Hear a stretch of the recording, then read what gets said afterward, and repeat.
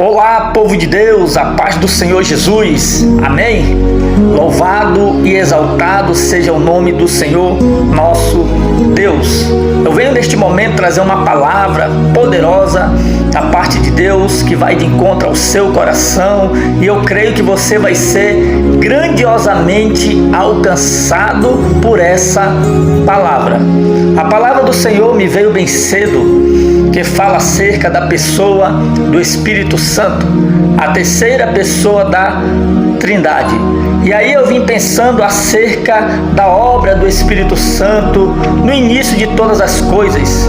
E aí o Senhor, eu me lembro muito bem, quando Jesus subiu aos céus na sua ascensão, Ele deixou muito claro: eu irei para o meu Pai, mas deixarei entre vós o Consolador, o Espírito Santo. Olha que interessante, Consolador. Ele é o Consolador, o Espírito Santo, o Espírito da verdade, que convencerá o homem do pecado, da justiça e do juízo. Mas não, para não ficar só nas minhas palavras, eu quero ler Gênesis capítulo 1, versículo 2, que diz assim: mas antes de eu ler, eu quero dizer o seguinte: do início ao fim, até que ele venha. Nós vamos ver a atuação do Espírito Santo no início de todas as coisas até ao fim, naquele grande dia ao qual o Senhor nos levará salvos para a borda do Cordeiro, aonde vai haver o casamento do noivo e a noiva,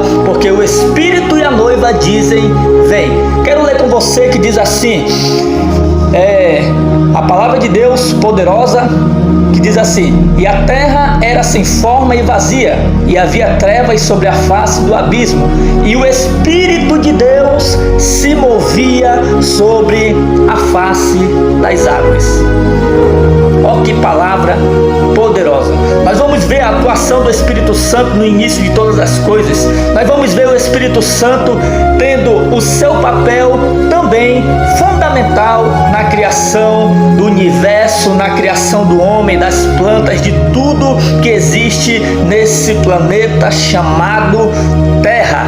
E aí, nós vamos ver mais especificamente o Espírito Santo trabalhando na vida dos profetas, dos reis, dos grandes homens de Deus, juízes que eram escolhidos não segundo a carne, mas segundo o Espírito Santo, até mesmo para escolher políticos para governar aquele grande povo.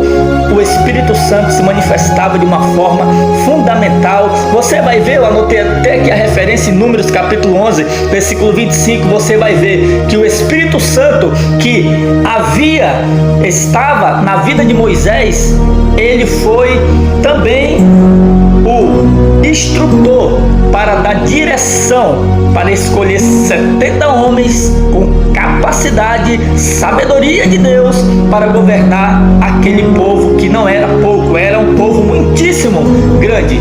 E aí o Espírito de Deus que estava na vida de Moisés também foi o autor de toda essa obra. O Espírito de Deus também estava na vida de Sansão, para que Sansão viesse ter força na batalha, para não ser derrotado e também proteger o seu povo do exército inimigo. O Espírito Santo também estava na vida de Gideão, que estava lá no livro de Juízes malhando trigo no lagar, triste, desanimado, porque todas as vezes que eles queriam plantar, queriam produzir, vinha o exército inimigo, os midianitas, e saqueavam a sua terra. E eles não tinham esperança mais de trabalhar, eles faziam o povo fazer, mas as suas esperanças estavam pequena. E o Espírito Santo, ele continuou agindo também na vida ali do homem de Deus escolhido, Neemias, que construía os muros. E ele foi um homem que não veio sobre ele uma força humana, porque ele teria parado logo do início, mas sobre ele veio uma força divina, que é a força do Espírito Santo. E esse mesmo Espírito habitava também na vida de Cristo, quando ele diz lá em Lucas que o Espírito de Deus está sobre mim, porque ele me ungiu para pregar as boas novas. Ou seja, Jesus estava lendo o livro de Isaías, capítulo 61, e Isaías foi o profeta messiânico, foi o que mais profetizou acerca do Messias. Ele foi este grande homem. E eu quero finalizar aqui dizendo o seguinte, que a atuação do Espírito Santo, ela teve início, meio, e eu não digo que terá fim. Terá um fim para a humanidade, mas o Espírito Santo continuará agindo nos céus. Quando diz no texto de Apocalipse 22:17, o Espírito e a noiva dizem: vem. Eu entendi isto ao estudar e compreender. Antigamente os pais escolhiam para os seus filhos as noivas, e para que isso viesse a acontecer, os pais pegavam o seu servo de sua casa mais íntimo, ao qual ele tinha mais confiança, e dizia a este servo: vai e busca uma noiva para o meu filho. Então esse servo, ele tinha o papel fundamental de ter ali, fazer com que os noivos viessem se comunicar através dele, ou seja, ele levava e trazia para que viesse ter uma comunicação até o casamento. E aí eu entendi que o Espírito Santo, ele é este ser fundamental, que ele leva a Deus as nossas orações.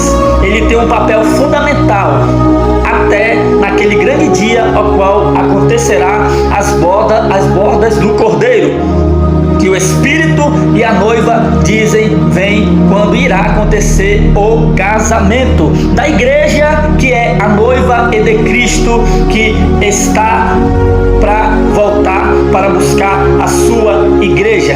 Fique com essa palavra, que Deus abençoe a sua vida, do início ao fim, até que Ele venha, que o Espírito Santo faça parte da tua vida e que Ele possa te levar salvo para o reino celeste, naquele grande dia que ninguém sabe o dia e nem a hora, mas somente ao Pai há de saber, e que no momento oportuno Ele virá sobre a terra e Ele também levará a sua igreja salvos para o seu reino. Fique na paz, que Deus abençoe em nome de Jesus. Amém.